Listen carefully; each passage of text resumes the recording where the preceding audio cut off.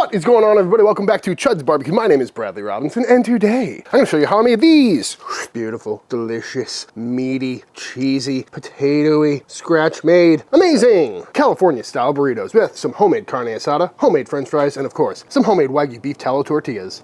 Coming up!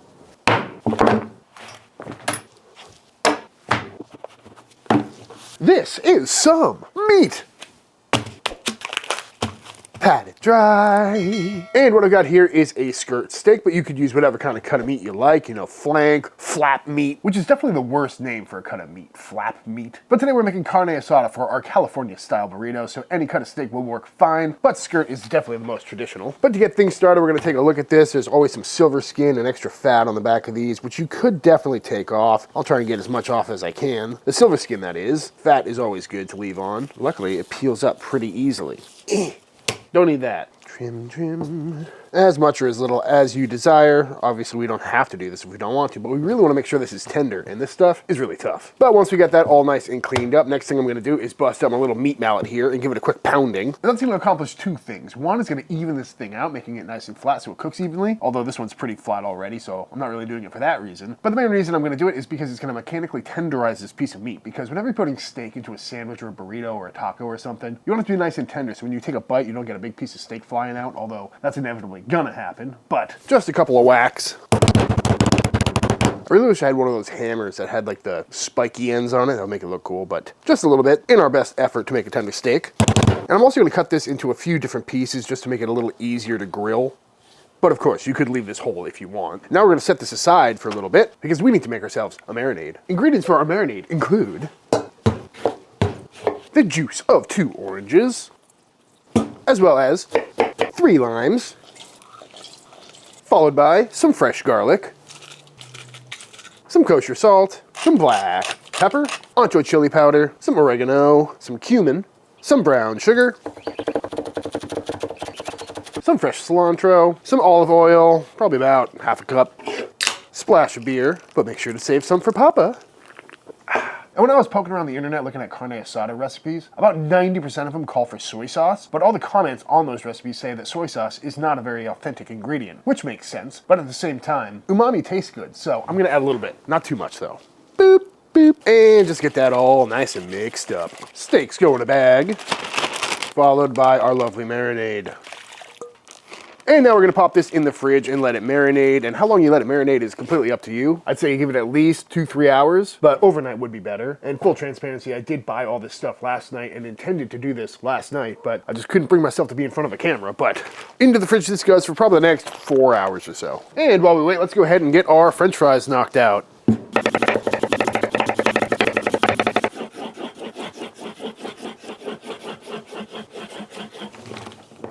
And now that our russet potatoes are looking a little bit more like french fries, I've got them soaking in some water so they don't oxidize and turn a weird color. It'll also help remove some of the starch. And last time I made french fries on the channel, I soaked them like this, and then I soaked them in the fridge overnight to remove even more starch, which does work really well and will improve your odds of making the perfect french fry, but it's also really annoying to wait overnight for a process that's already pretty heavily involved. So I'm gonna soak them just until we get our water heated up for the blanch, which is in fact the next step. And you may notice that I left the skins on, and that is for 2 very important reasons. 1, I don't mind a rustic fry with the skin on the end, and 2, I'm very lazy.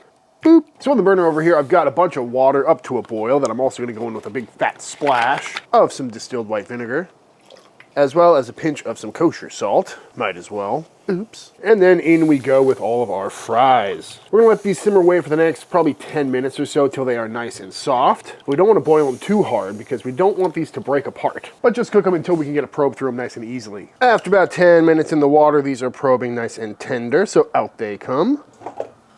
Got them in a little colander over here to drain off any extra water. And now over at the deep fryer, I've got it fired up to about 250 degrees, maybe 275. And we're gonna do the first fry on these. Lower temp, mostly to set the crust on the outside, but we're not trying to get any color right now. And after just a couple of minutes, out these come. Again, we're not aiming for any color. They got that kind of nice matte look to them. So I'm gonna put these on a paper towel lined baking sheet and pop them into the freezer. And the freezer is really gonna help with that texture on the inside. We could just fry these again right now, but they'd be a little soft and kind of limp. But freezing them will definitely make them nice and fluffy and nice and crunchy. Next up, let's go ahead and make some beef fat flour tortillas. Start them going into our food processor here with some bread flour, some salt, and some baking powder. And get that blended up. Next up, we're gonna go in with our Wagyu beef tallow. And get that cut in.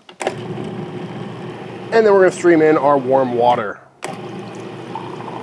And let that knead for a minute or two until a beautiful dough has come together and it's clearing the sides of the bowl.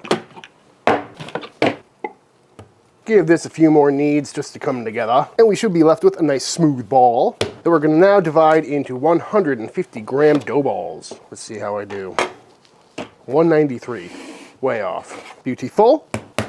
And then we're gonna grab our dough and we're gonna tuck all the seams to the underside and give it the old table roll to make sure everything is nice and tight, nice and smooth, and nice and round for a beautiful little dough ball. Once all balled up, I'm gonna pop them in this container and let them rest for the next probably hour or so, just to give it time for all the flour to hydrate and also let that gluten relax so they stretch out a little easier.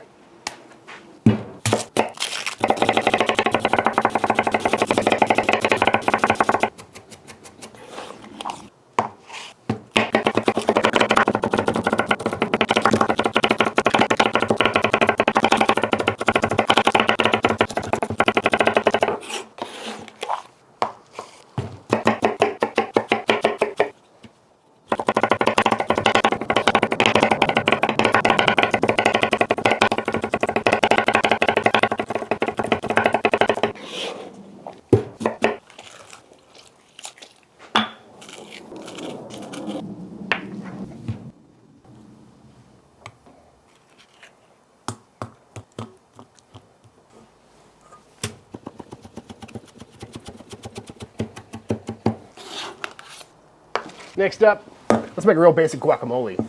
Starting by mashing up these avocados a little bit. Then going in with some white onion, some diced jalapeno, some garlic, cilantro, because I got them. I'm going with some tomato as well, some lime juice, and a big fat pinch of salt. And just get that all worked together. Be sure to taste and adjust, and our guacamole is done. Next up, quick pico de gallo, using our Roma tomatoes, our diced up jalapeno, cilantro, some white onion, some lime juice, and a big fat pinch of salt. It's basically guacamole minus the avocado. And just get that all nice and mixed up. And of course, the ratios are up to you. Beautiful. Over here, got the Chud press fired up, rocking about 400 degrees. So now it's time to try and press out some gigantic tortillas.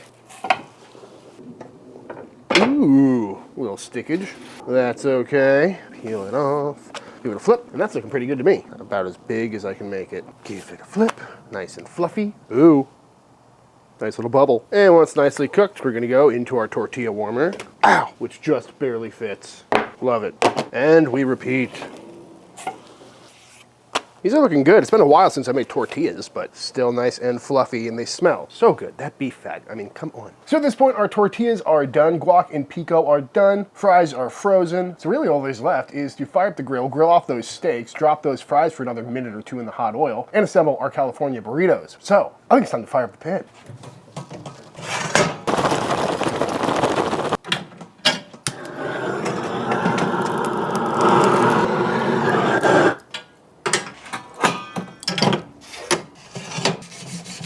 Grill is nice and ripping hot, so our steaks have been marinating for about 6 hours at this point, or simply enough. Just gonna grill them off. That might be a little too hot. Oh, that smells so good right off the bat. Oh, there's one more in here. So at this point, we're just doing some classic grilling, you know. I'm gonna aim for a medium rare on these, but they are really thin, so if I overshoot it, I'm not gonna be too bummed out, honestly. It's all going into a burrito. But just trying to get some good color, cook some of that marinade on, and get a nice sear. And just like that, off the pit these come. Looking pretty good. Honestly, I thought that was gonna be a darker crust with all the marinade on there and how hot this grill is, but maybe I didn't let it heat up enough. So not the best crust in the world, but still looking really good. Back over at the deep fryer, our oil is heated up to about 350 or so. And it's time for our final fry. All of our fries, got in this bag here, fully frozen. And in they go.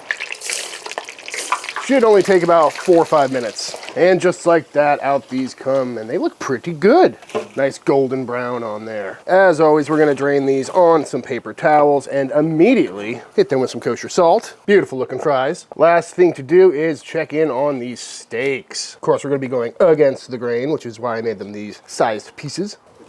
And we're just gonna get some nice slices. I'm gonna try to go pretty thin on these, just to make the eating experience a little bit better once it's in burrito form. Still got some pink in there, looking good. Feeling nice and tender. I mean, look at those muscle fibers. Pretty nice. Smells very good. Should we give this a quick little taste test?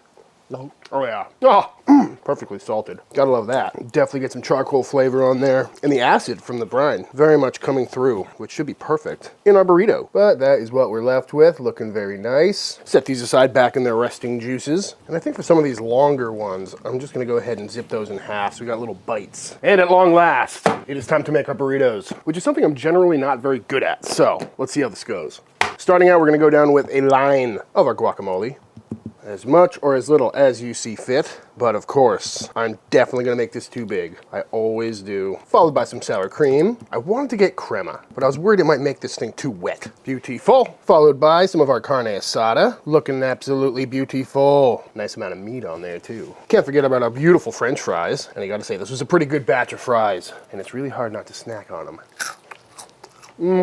Next up, our pico de gallo, which I definitely made pretty onion heavy, and I'm okay with it. Add some nice acidity and some freshness. Oh no, we're reaching maximum burrito capacity here, folks. And I still haven't even put on the cheese. This is some Tillamook sharp cheddar. Yeah, I don't know about this one. Because I also got some Oaxaca. Maybe when the fries smush down a little bit, this will work out. Yeah, I'm just making a plate here. All right, that's it. Let's see if we can get this done. Yeah, no, this isn't gonna happen. When will I learn? Try and smush this in with the sides. All of Chipotle is screaming right now. I think we're just gonna go for it, folks. Oh God.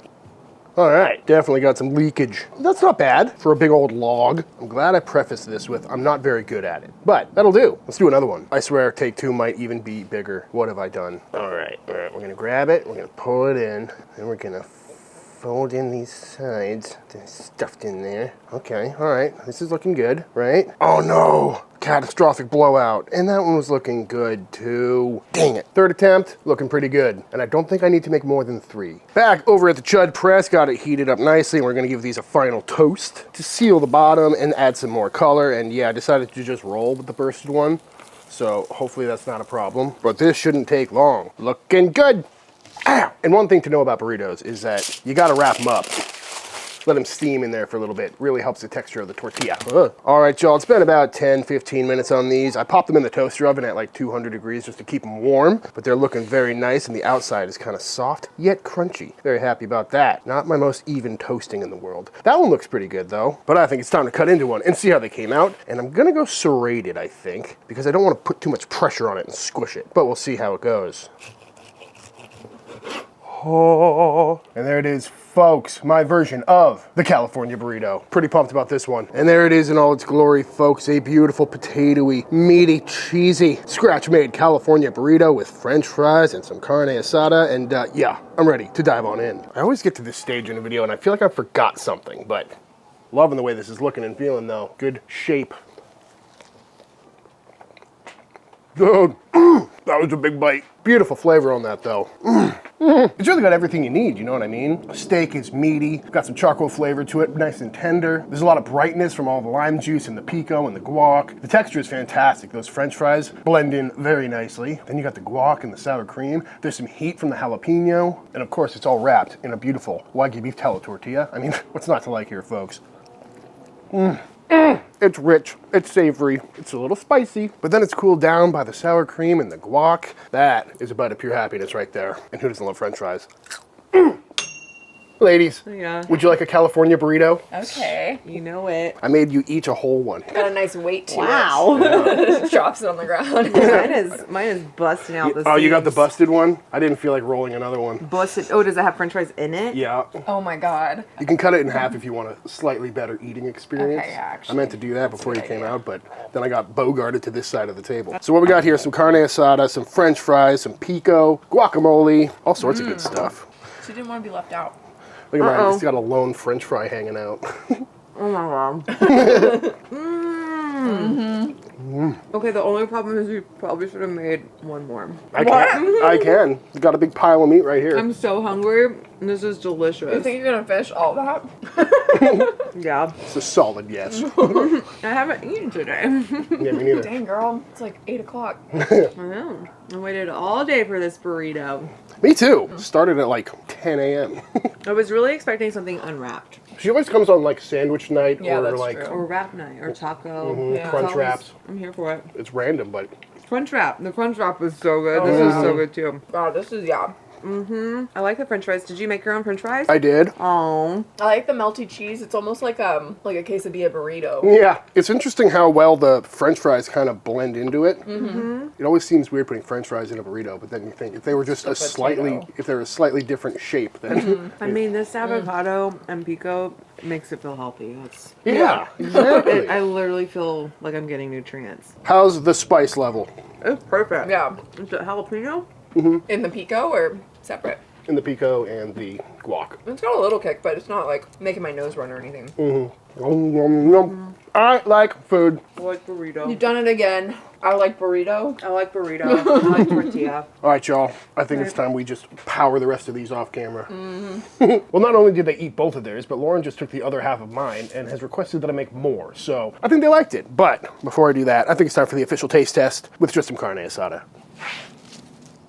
All right, y'all, and that is it. That is how to make some absolutely fantastic California-style burritos. I highly recommend giving this one a try. You know, it's just another form of steak and French fries. And what's not to love there? And it comes in a nice, convenient, easy package. And really, if you just go to the store, buy some frozen French fries, a skirt steak, and some big tortillas, this comes together pretty quick. You know, how long does a skirt steak take to cook? Like 3 minutes? Then you roll them up, you're good to go. And it's definitely something I'll be doing again very soon. But all that being said, if you enjoyed this video, let me know by hitting that subscribe button. Let YouTube know by dropping a like on this video. If you do give this recipe a try for yourself, be sure to tag me on Instagram at Chuds BBQ. I'd love to see what y'all are cooking. Big shout out to all the Patreon members. Thank you for supporting Team Chud and allowing me to keep making all these videos. And until the next time I see you, please go cook something outside. Peace!